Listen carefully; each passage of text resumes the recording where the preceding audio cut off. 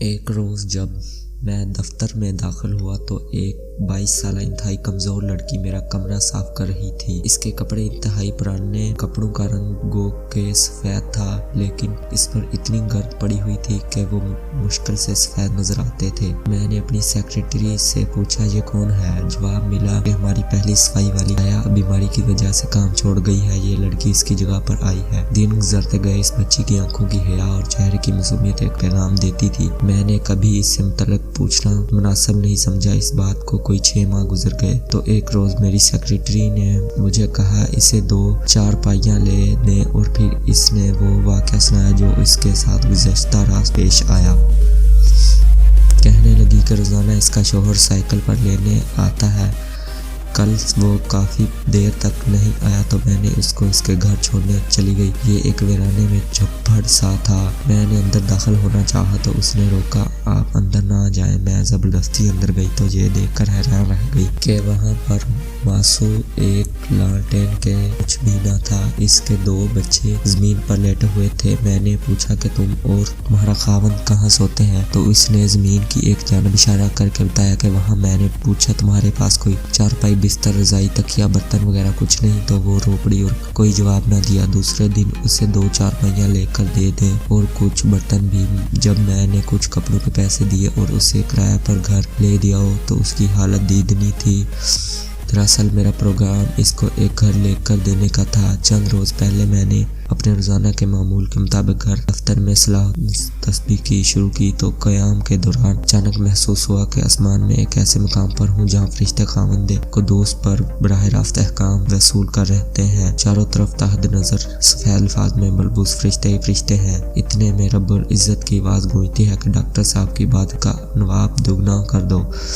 اس کے فوراً بعد تمام فرشتے منگویاں شروع کر دیتے ہیں۔ سب فرشتے حیران ہیں کہ اس بچی نے اپنے پالنہار رب العزت سے کیا مانگ لیا ہے کہ ایک تو رب العزت نے اس بندے کو تمام عمر کی عبادت کے برابر ثواب بخشا ہے اور ساتھ ہی ایسی نعمتیں عطا کی ہیں جس کا تصور کرنا بھی مشکل ہے۔ میں نے نوافل مکمل کیا، بچی کو بلوایا اور اس وقت میں پھوٹ پھوٹ کر رو دیا اور اس سے استدعا کی کہ وہ ایک بار پھر رب العزت سے میرے لیے ویسی ہی دعا مانگے۔ کچھ دن بعد القاء ہوا۔ ہوتا ہے کہ اس نے کچھ نہیں مانگا، لیکن جو کچھ بھی آپ نے اسے دیا وہ اتنی خوش تھی، اور جب رات کو وہ چارپائی پر لیٹی تو زاروں قطار رو رہی تھی اور زبان پر الحمدللہ تھا۔ رب العزت کو اس کی یہ ادا پسند آئی، اس لیے انعام تو آپ ہی کو ملنا تھا۔ میں نے اگلے روز اس لڑکی کو بلوا کر اس کے گھریلو حالات معلوم کیے تو پتہ چلا کہ اس نے انتہائی کمپریسری کی حالت میں زندگی گزاری ہے۔ وہ بالکل ان پڑھ